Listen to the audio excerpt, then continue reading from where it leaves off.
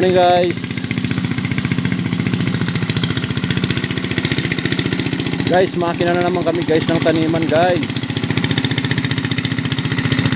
Taniman na naman kasi dito sa amin, kaya kailangan namin magmakina ng taniman.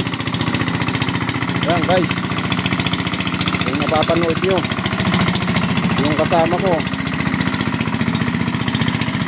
paspasan ng pagmakina. Palitan kami guys. Pag napapagod na yung isa sa amin, papalit yung isa. Dalawa lang kami nagpapalitan. Ayan guys,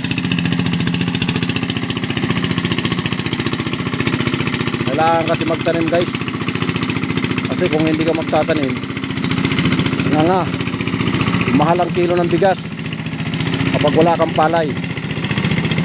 So kailangan magtanim talaga. Pagka oras ng taniman, kailangan magtatanim talaga.